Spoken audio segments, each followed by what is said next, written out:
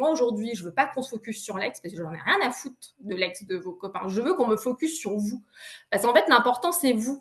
Et à un moment donné, vous mettez tellement de bagages à vouloir bien faire les choses. Et c'est ce qui fait que vous avez ce sentiment d'injustice. Parce que de vous-même, et je dis bien de vous-même, et je vous dis à toutes, alors peut-être que ça va agacer, mais en fait, on est tous responsables, mais en même temps, je vais vous redonner du pouvoir. Et c'est ça que je veux. En fait, il faut se redonner du pouvoir. Le moment où vous décidez que ça se passe comme ça, ou le moment où vous acceptez une situation et que vous ne vous posez pas vos limites, ça vient de vous. Et ça ne vient pas de l'ex, ça ne vient pas de peut-être votre compagnon. C'est vous, à un moment donné, qui acceptez quelque chose. Et en vous disant ça, c'est pas un jugement, parce que je peux vous raconter le nombre de situations que j'ai eues dans ma vie où moi, j'ai accepté des choses et après, j'étais trop énervée, en colère. Je veux dire, on a tous à un moment donné cette posture-là.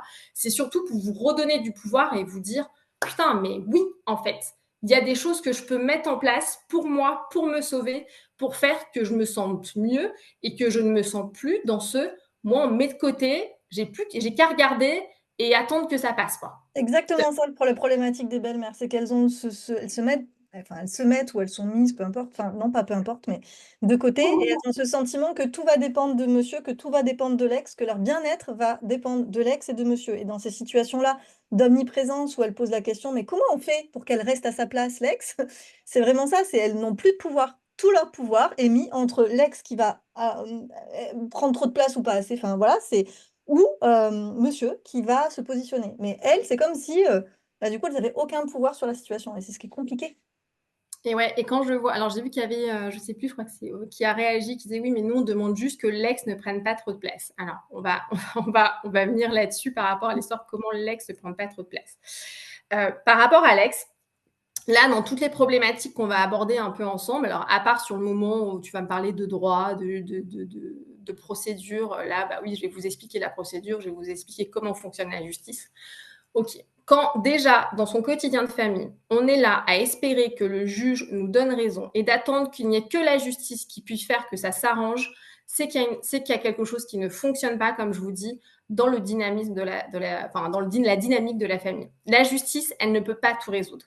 Elle n'a pas cette capacité à vous donner et alors à part dans attention, à part dans tout ce qui est violence intrafamiliale, des dangers, mise en danger de l'enfant, des choses comme ça, où là, la justice, elle a tout son rôle à jouer pour essayer justement de protéger justement l'enfant peut-être d'une famille qui est toxique ou d'un environnement qui est toxique. Mais après, pour tout ce qui est des règles de l'organisation de vie, du quotidien, les exemples que tu donnais, madame, elle mange avec mes enfants sur notre semaine de garde, madame, l'ex, comment je peux les appeler, enfin, un tel, elle nous appelle pas ou elle appelle tous les jours avec l'enfant. Ça, tout de suite, enlevez-vous ça de la tête. La justice ne va pas pouvoir vous aider par rapport à ça. Ça, c'est de l'organisation, c'est du quotidien.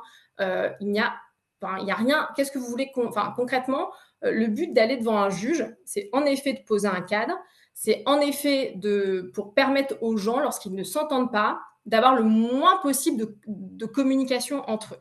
Mais après, les petits règlements de compte ou les petits, je viens à telle heure, il devait récupérer à 16h30, il est venu à 17h, qu'est-ce que je peux faire? Ça, en fait, c'est impossible à gérer. Le rôle de la justice, c'est quand on va voir devant un juge, c'est par rapport pour la pension alimentaire, on a une force exécutoire à la fin avec un jugement. C'est-à-dire que le jugement va pouvoir le contraindre à exécution.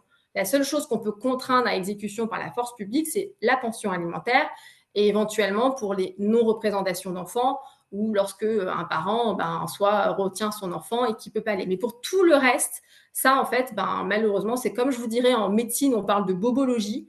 Ça, c'est de la bobologie du quotidien, en gros, c'est exactement ça. Et en fait, le juge ne peut pas.